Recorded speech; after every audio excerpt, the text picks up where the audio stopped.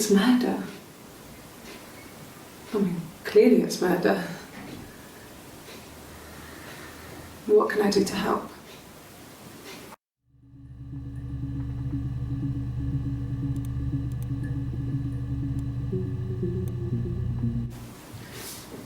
Yeah, that's me. But February, I mean, that was months ago. What's that got to do with Simon's murder?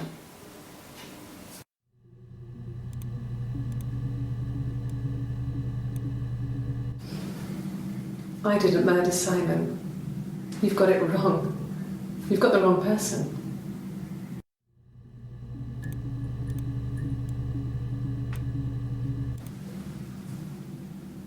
I'd like to speak to a lawyer now. Please. You have no murder weapon. You have nothing. And all these stories we've been telling each other, just that. Stories.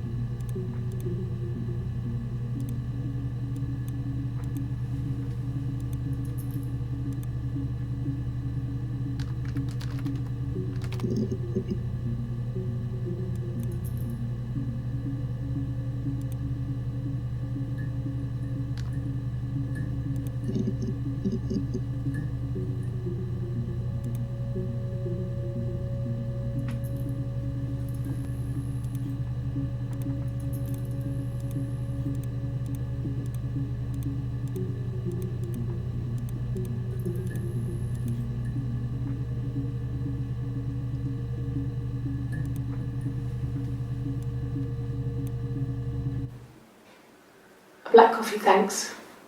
No sugar. I'm sweet enough as it is.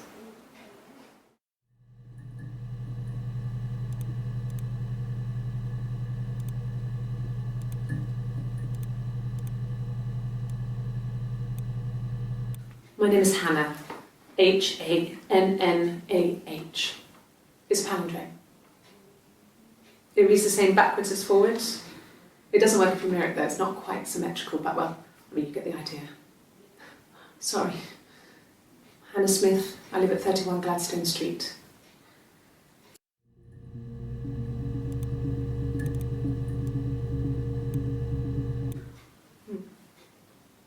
Simon Smith. He works at Ernst Brothers Glass. They do windows, all kinds of glass. Simon does the more special work, mirror making, feature windows, artistic things, really beautiful things.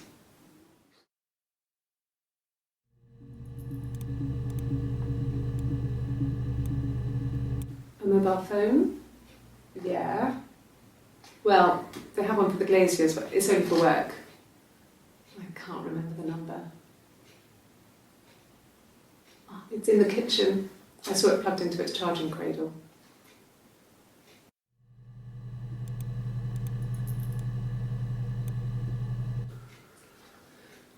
Simon is 6 foot, darkish blonde hair, average build. He's clean shaven. If his beard grows, it goes ginger, so he shaves it. I mean, not that there's anything wrong with ginger hair. I bought a photo. They said a spring photo. This was taken last year on holiday in Rome. It's the best one I have.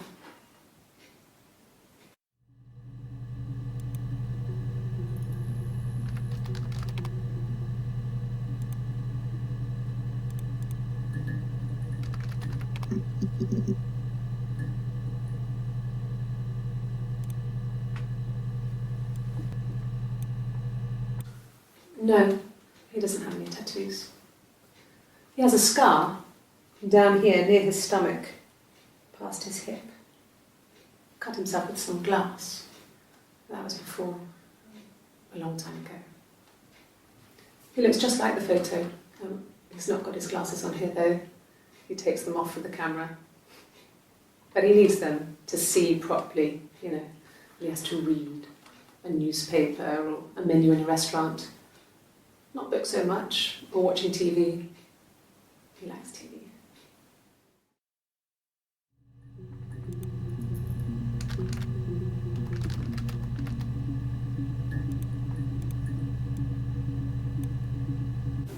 Yeah, we were 17.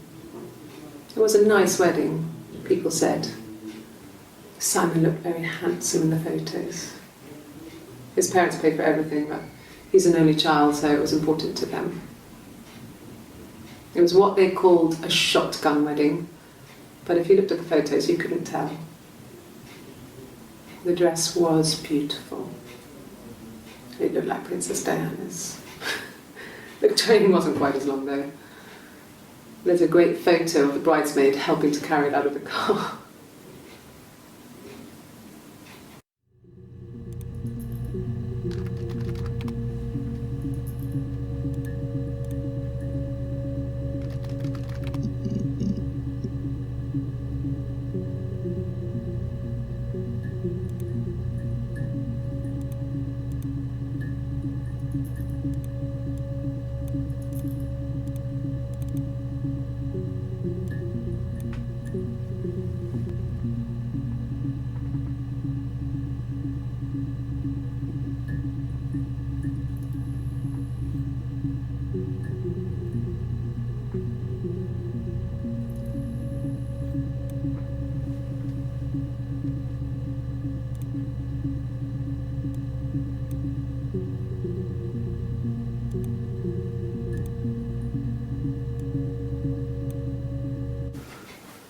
I guess you could call it that, but we were both happy to get married. It was a beautiful wedding.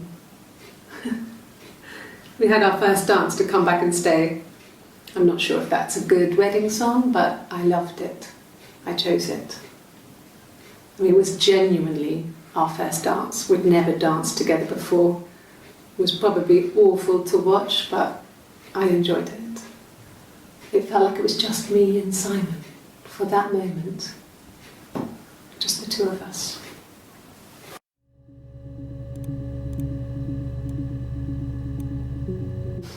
We spent the wedding night in a hotel in Brighton. It would have been too much to do more. We were saving for the baby. It was wonderful to be in a hotel, away from home, just alone together. Since then, we've always tried to get away for our holiday.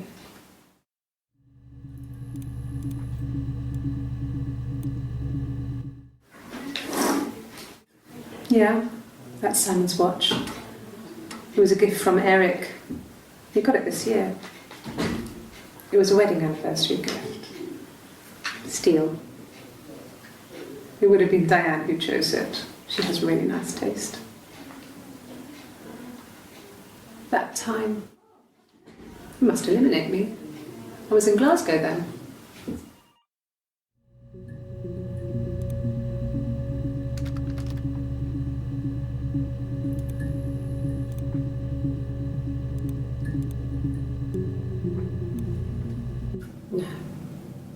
the parents decided there would be a wedding. And after the wedding, Hannah moved in with his parents. There was no way I could follow, so we were separated again. I stayed in the attic. It was hard. It's like I suddenly didn't exist. I would sneak out, but in case anyone recognised me, I started wearing a wig. Hannah and I would meet up in the park. I was trying to get pregnant, but I couldn't. I mean, I couldn't do it with anyone we knew, so it was sex with strangers, drunk guys I'd met in clubs, parks and alleyways. I was 17. It felt like I was being punished. But it was Hannah who had betrayed us. I had to stop when one of the guys gave me an STD.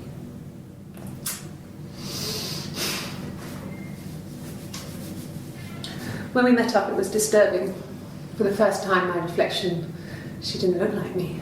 She was fatter, flushed. If anything, I was getting skinnier. I found it hard to look sometimes. We talked about what to do. Was it time to become our own people? I mean, that seemed like the right thing to do, but neither of us wanted it. We agreed that her and Simon would get their own place as soon as possible, and then I could move in. And that was the plan.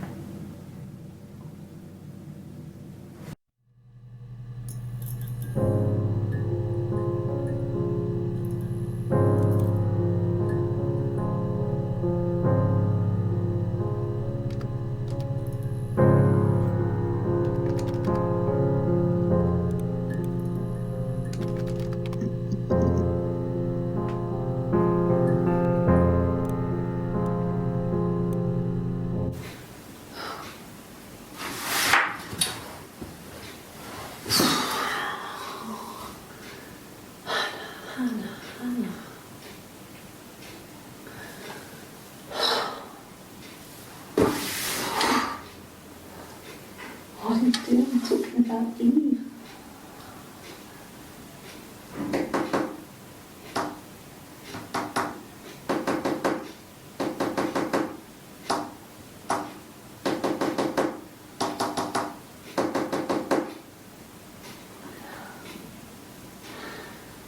Poor Simon.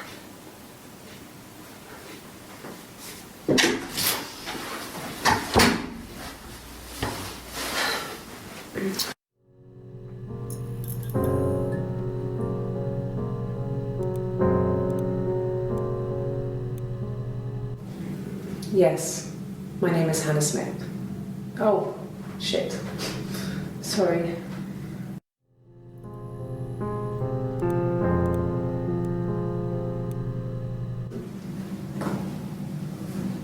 Across the road, where my parents first lived there, was a midwife called Florence. When Hannah was born, I was born at the same time. The midwife was there to help. I'd been throttled by the cord, probably wrapped around my neck by Hannah. The midwife told my mother I was dead. But I wasn't. She wrote all this stuff in a diary. Amazing what people will admit to on paper.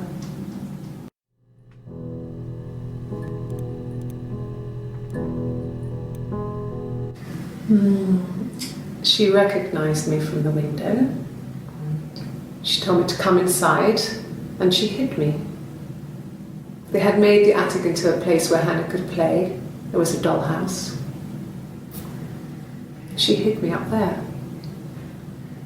No one else ever went into the attic. It was her place.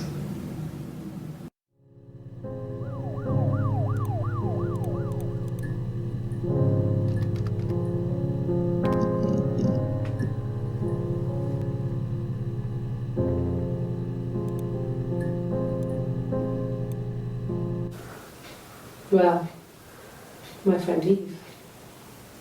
I mean, she was a friend from when I was a kid, and she was always more popular with the boys, and I used to hate her for it. I mean, really hate her sometimes.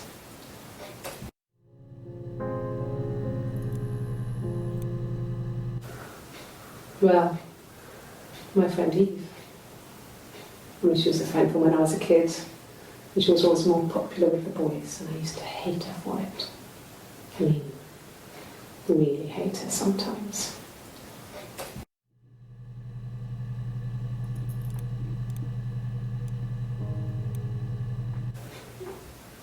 Yes. We'd fight. We fought on the beach once, and I held Eve's head underwater. There was no one else around. It was at the far end of the beach, and I held her head under, and I kept it under. And for a moment, I just wanted to kill her.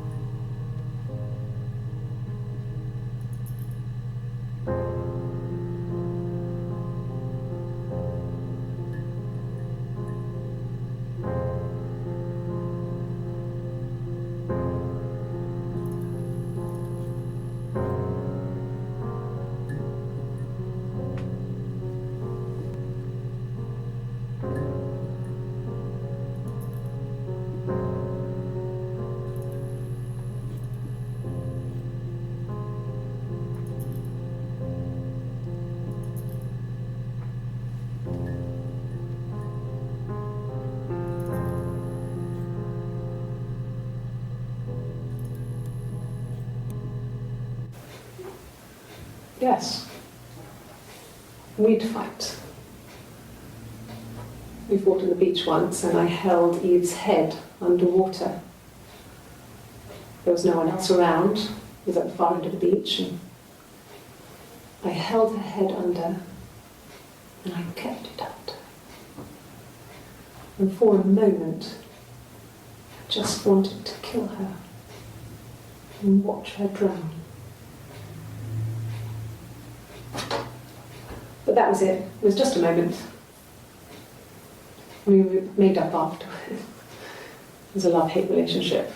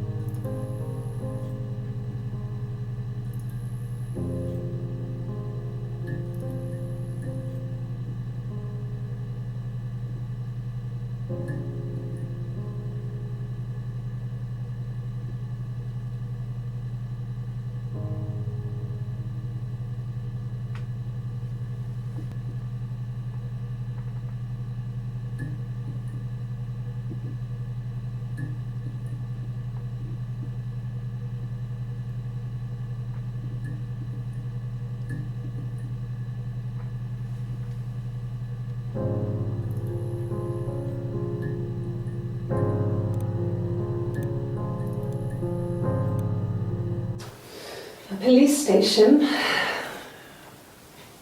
Yeah. When I was young, we ran away on my birthday.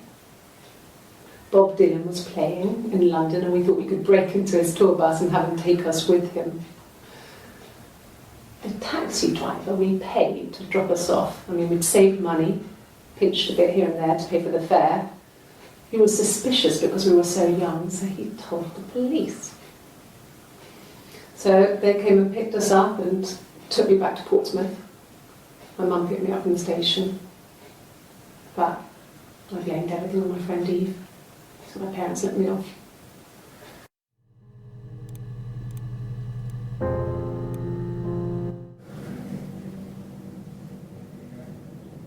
My mother called me Eve.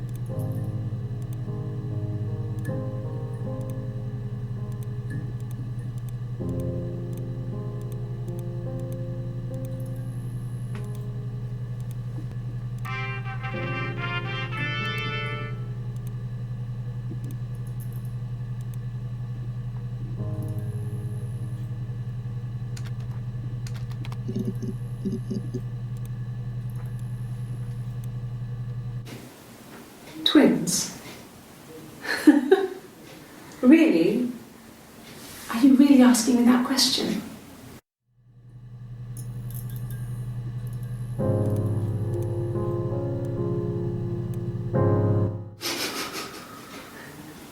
Are you out of your mind?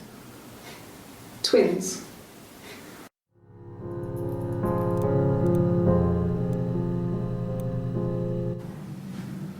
Florence took me home with her. Mother hadn't been expecting twins and had a healthy baby. I guess she was just happy for Florence to clean up. Take away the evidence that this was anything but a happy occasion.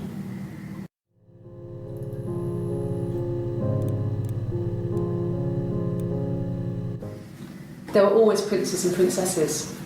They were the special people, more important than the other characters in their stories. We knew we were like that.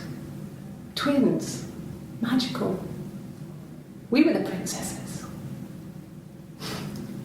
We had a poster of Princess Diana from the newspaper up in our attic. Had pride of place. And underneath we used to put all our special things. When her engagement was announced, we were obsessed with everything she did. And later, when her life went so bad, we felt for her. Her divorce last year just kind of drew a line under things.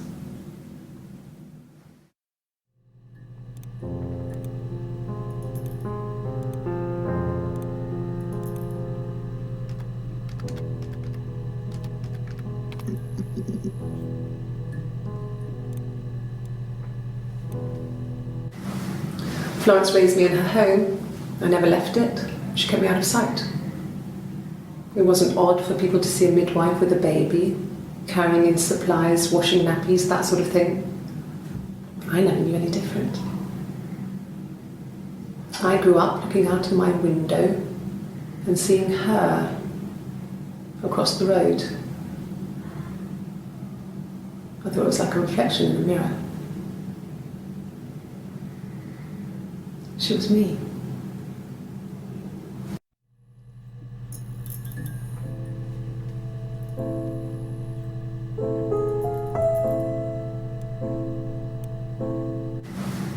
Florence raised me in her home. I never left it. She kept me out of sight. It wasn't odd for people to see a midwife with a baby, carrying in supplies, washing nappies, that sort of thing. I never knew any different.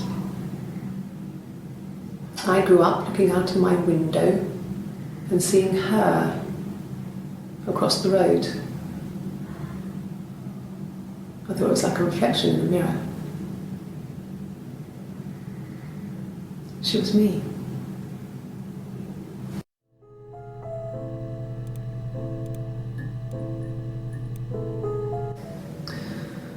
Florence was a warm, kind person. But she was broken, I guess. When I found her diary, I also found a biscuit tin with other stuff in it. Older papers, letters, that kind of thing. Her story wasn't there. I never really spoke to her about it. I was far too young to really understand, I guess. I just put it together later, once I was older. She had loved children, planned to have a large family, but her husband died in the war.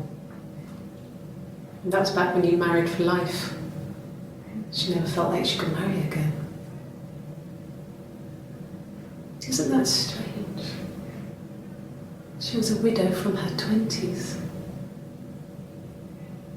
But, I mean, I guess it was different then. You know, you married for life and she felt she could never marry again. I guess it was harder, a war widow. One of the dead. I don't know, maybe there was more to it than that. I don't really know.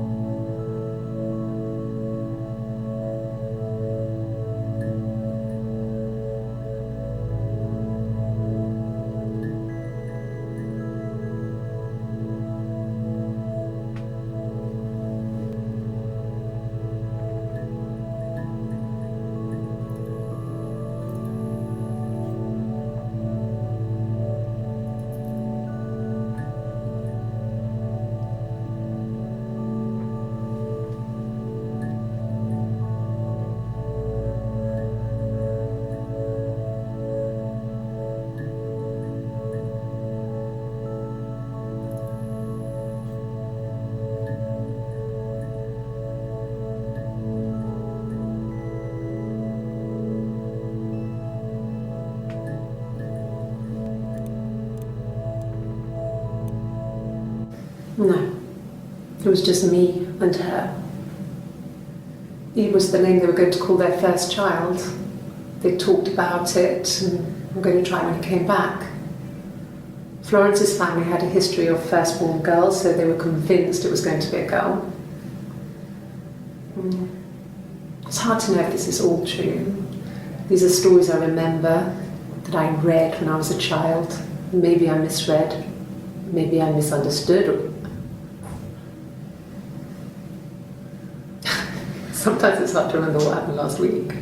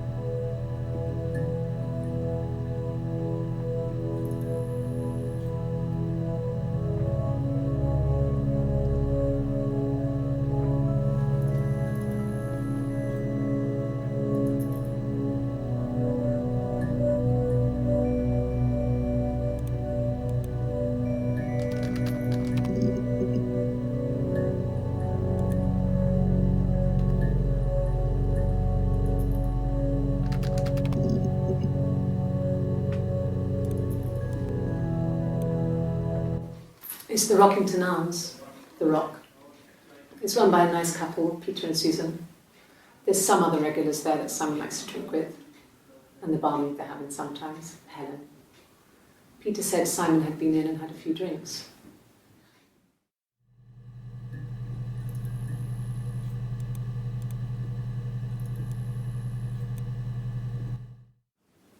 Yes, there's an Amstrad one. No one uses it for very much. There's a printer so you can write letters on it. Simon sometimes plays games, you know, climb the tower, save the princess, that kind of thing.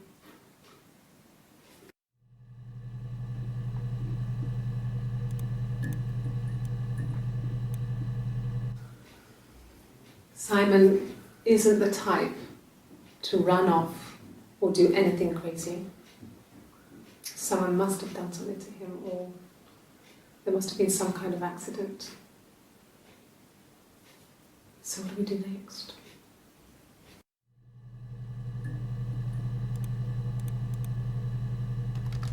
I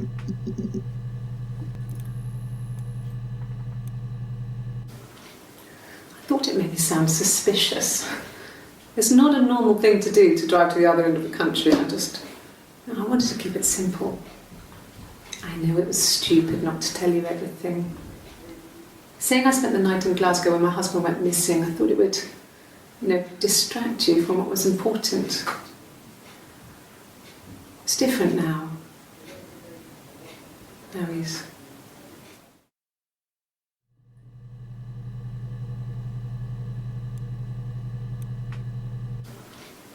I thought it made me sound suspicious.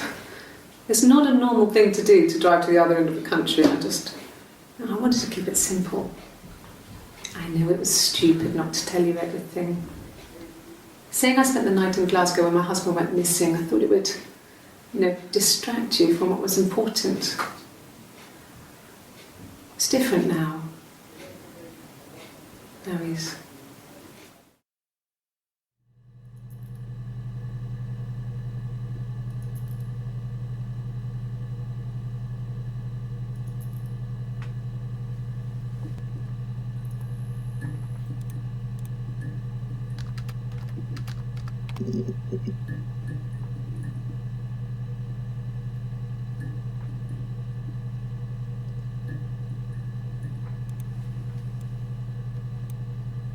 I got in the car and I drove. I just kept driving north. Just kept going, just wanted to get as far away as I could. When I finally stopped, I was all the way up in Glasgow. I was so tired. I just had to sleep.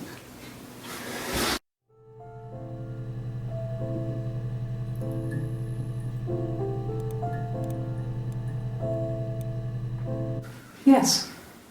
I got to Glasgow, I was exhausted, so I pulled over and slept in the car.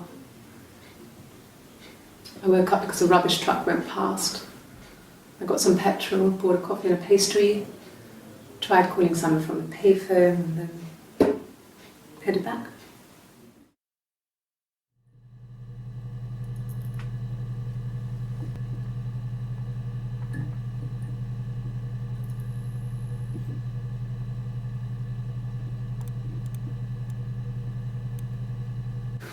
No, I don't think so. Glasgow was deserted that early in the morning.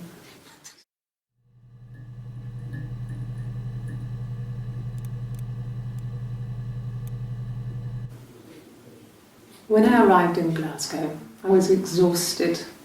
The streets were empty. I was driving badly. And I hit a taxi. Not a big crash, just paintwork. The guy was so pissed off because I didn't have a driving license on me. But when I told him I was pregnant, he made sure I got to the hospital so they could check me out. It was fine. The hospital must have details when I was looked at. There's a scratch on the car.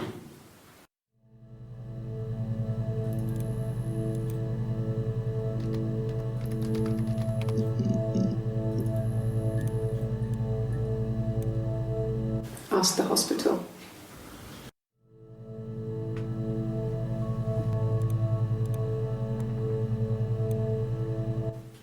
I don't see how it's hard. We've established I was in Glasgow when he was killed. You've spoken with the hospital.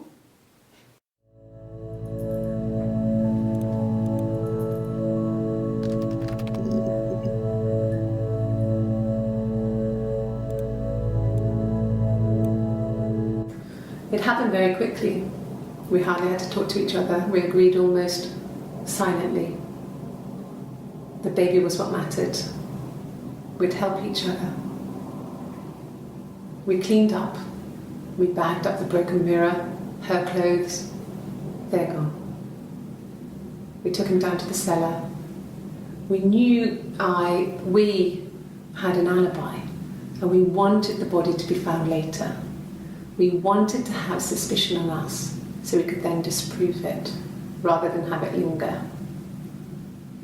Better to keep the body in the house than risk being seen with it. The watch, that was my touch, to make sure the alibi stuck.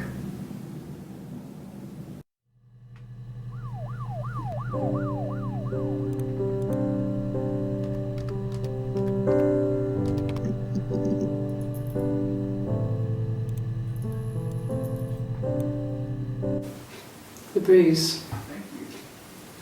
I have a really fast metabolism, so stuff like that just comes and goes. I don't know if there's much more that I can tell you that I haven't already told the other policemen. I found the body.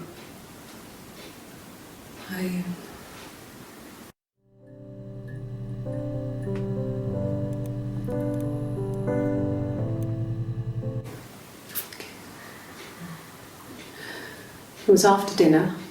I'd spoken to Sam's parents on the phone. I looked up for an early night and I suddenly had this thought. I think it was something his mum had said. She'd been speaking about old stuff, sad stuff, about when we lived there, about the baby. There's some boxes in the cellar, nursery stuff we never needed, and I never had the heart to throw out. And I suddenly remembered that when I'd looked down there the week before, those boxes, that pile was in the wrong place. I went cold all over. I went down there with a torch and went straight to the back, and that's when I saw the bin bags. Pulled them open, saw the body. I screamed, and that's when I called the police.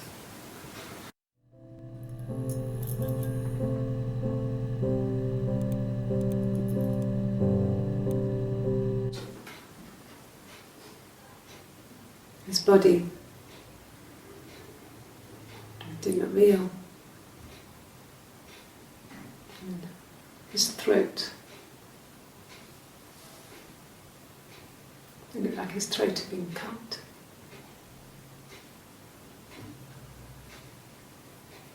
And I didn't see his glasses. He has these thick glasses.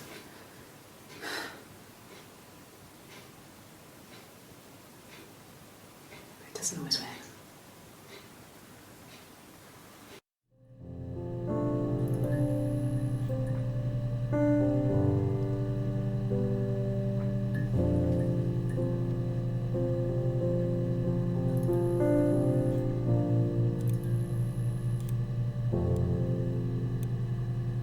Really? Okay. Here's the rest. Oh, they laid a body on the dock to dry. Oh, the wind and the rain, till a fiddler with a fiddle came walking by. Oh, the dreadful wind and rain. And he made a fiddle bow of her long hair. Oh, the wind and the rain. Yes, he made a fiddle bow of her long blonde hair. Oh, the dreadful wind and rain. And he made fiddle pegs of her finger bows. Oh, the wind and the rain. Yes, he made fiddle pegs from her finger bows. Oh, the dreadful wind and rain. And he made a fiddle out of her breastbone. Oh, the wind and rain. The sound could pierce a heart of stone. Oh, the dreadful wind and rain.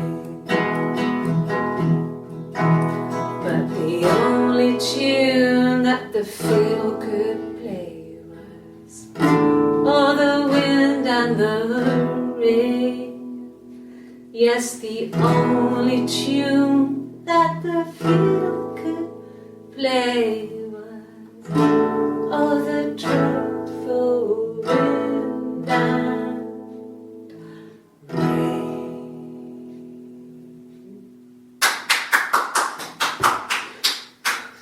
Anything you sing may be used as evidence against you.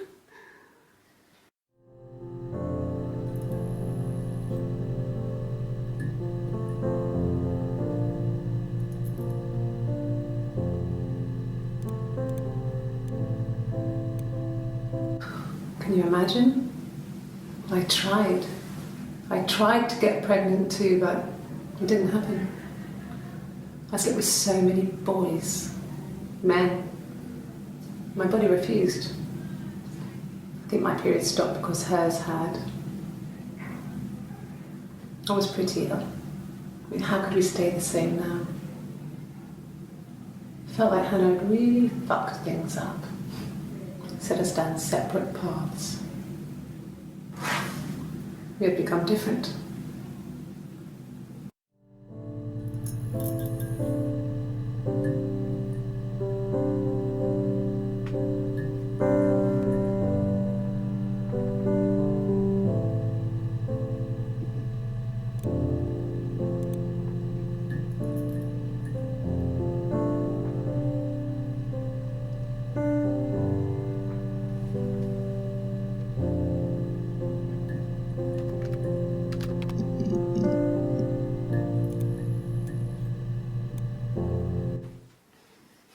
You want me to play something?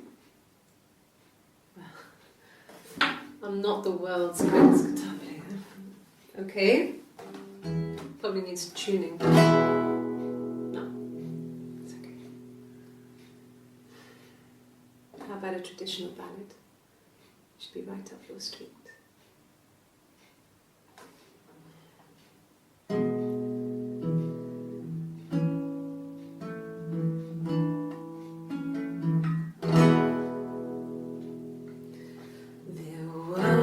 Two sisters came walking by the sea. Oh, the wind and the rain. The eldest one pushed the other one in. Oh, the dreadful wind and rain. See, they both had a love for the captain's son. Oh, the wind and the rain, but he only cared for the youngest one. Oh, the dreadful wind and rain. Oh, the eldest envied her sister fair. Oh, the wind and the rain, with a pretty little face and her long blonde hair. Oh, the dreadful wind and rain. She pushed her in and held her down. Oh, the wind and the rain watched her as she slowly drowned. Oh, the dreadful wind and rain. Oh, she floated up and she floated down. Oh, the wind and the rain floated till a ship came by. Oh, the dreadful wind. Out comes the captain's son. Oh, the wind and the rain. Father dear, here swims and swan. Oh, the dreadful wind and rain. And then it gets really weird, so I think that's a good place to stop.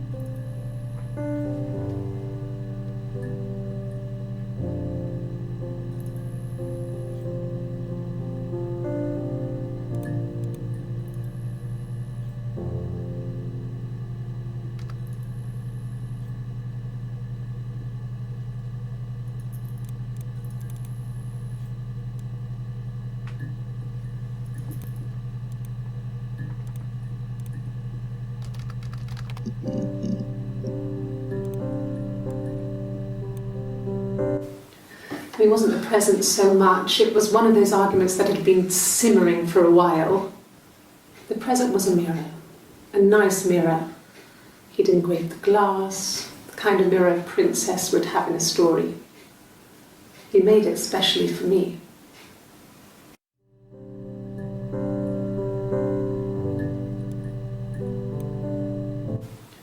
He wasn't present so much. It was one of those arguments that had been simmering for a while. The present was a mirror, a nice mirror. He'd engraved the glass, the kind of mirror a princess would have in a story. He made it specially for me.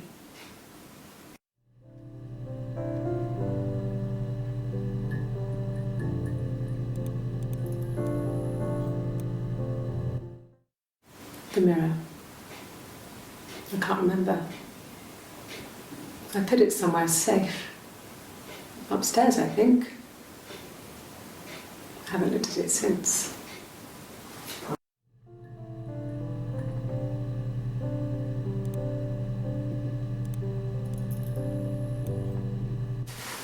Silverleaf? No. He normally silvers them properly. This mirror, it's supposed to look antique. The reflection isn't as good. It's the perfect mirror for someone who doesn't like to look at their own reflection.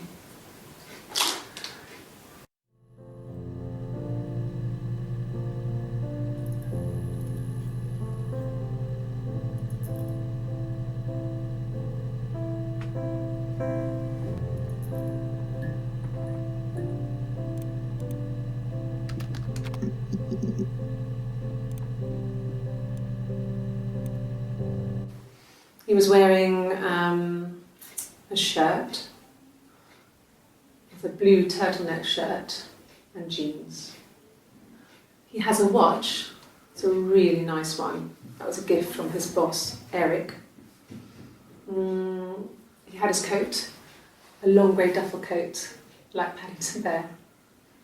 He would have taken that with him. It's not in the house.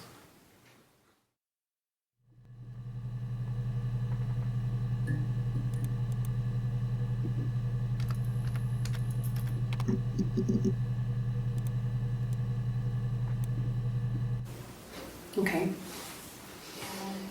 I parked up on the street. It was busy, so I had to park down the end of the road. Walked up, knocked on the door, no answer. I took my keys out of my bag and unlocked the door. The main lock was unlocked. You can tell because the key doesn't turn when you try to turn it to the left. I walked in. Simon's coat wasn't on the peg. I couldn't see his shoes in the shoe rack. I shouted out. I walked straight into the kitchen because he usually sits in there to have a cup of tea and read his paper, but he wasn't there. I touched the kettle, it was cold. I looked quickly in the living room, nothing. So I walked upstairs to the bedroom and he wasn't there. I didn't search for him because it was pretty clear he wasn't there. I had a shower. The phone rang whilst I was in the shower. I didn't answer it. I think it was Eric. Then I was just exhausted. So I lay down on the bed and I fell asleep, though I didn't mean to. I woke up a couple of hours later and I was surprised to see no one in the bed next to me. And then I remembered where I was and what had happened. That's when Eric called again. This time I spoke to him. Then I called Doug and Eleanor. And then I decided to come and see you. That enough?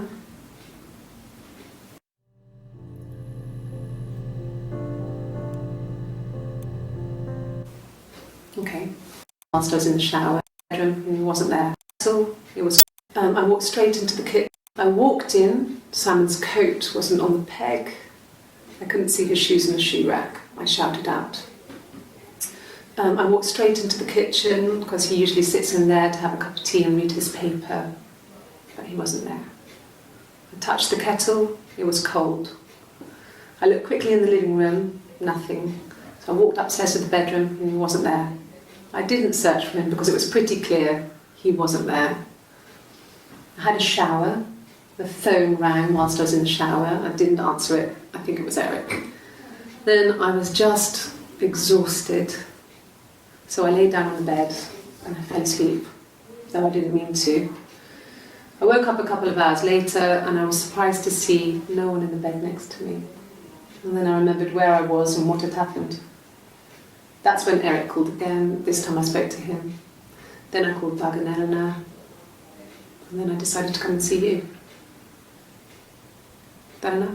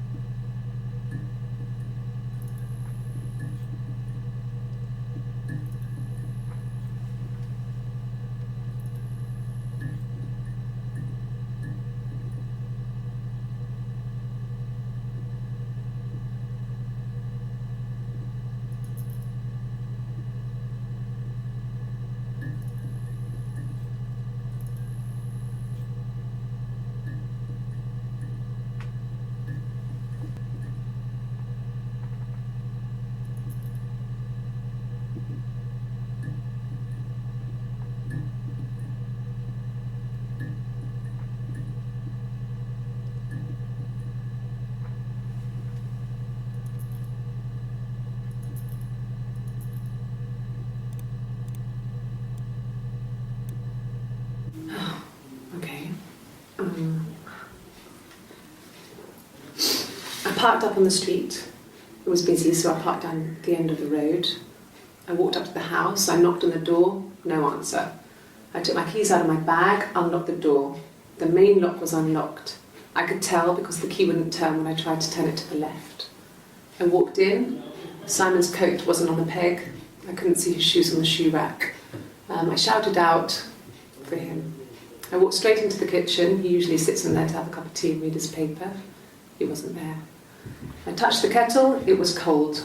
I looked quickly into the living room. Nothing. I walked upstairs to the bedroom. He wasn't there. I didn't search for him because it was pretty clear he wasn't there. Then I had a shower. Whilst I was in the shower, the phone rang. I think it was Eric, his boss. I didn't answer it. Then I came out.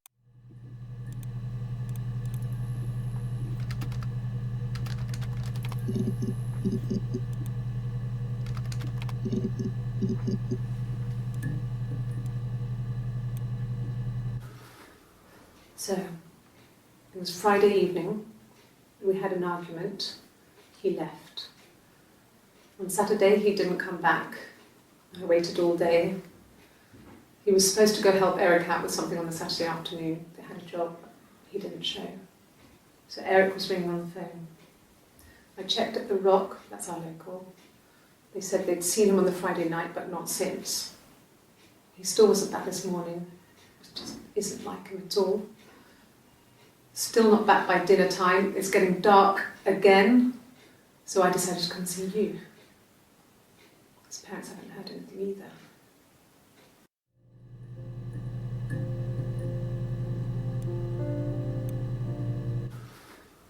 So, it was Friday evening. We had an argument. He left. On Saturday, he didn't come back. I waited all day. He was supposed to go help Eric out with something on the Saturday afternoon. They had a job. He didn't show. So Eric was ringing on the phone. I checked at the Rock, that's our local. They said they'd seen him on the Friday night, but not since. He still wasn't back this morning. It just isn't like him at all. Still not back by dinner time. It's getting dark again. So I decided to come see you. parents haven't heard anything either.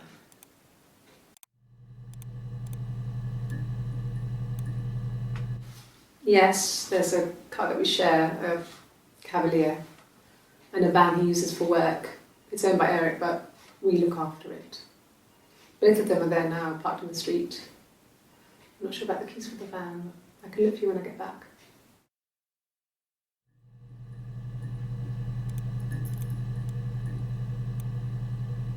Yes, that would be in his wallet. It's a Visa, a silver one. He doesn't like to spend money he doesn't have, so he usually pays with cash, but Eric convinced him to get one.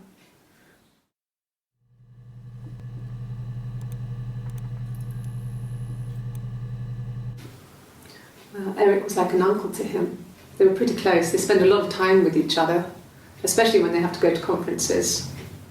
Have you met his wife, Diane?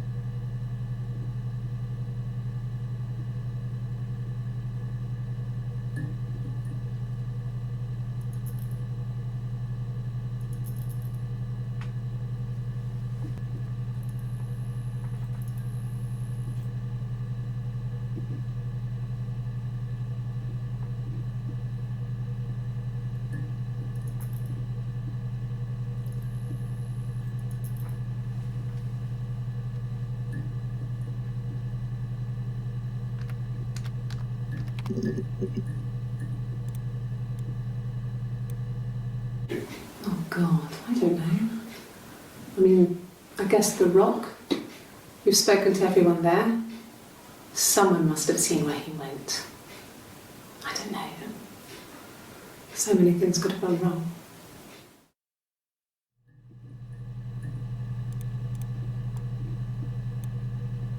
No one has been in the last few weeks. We had a plumber come in 3-4 weeks ago. Someone summoned you from the Rock.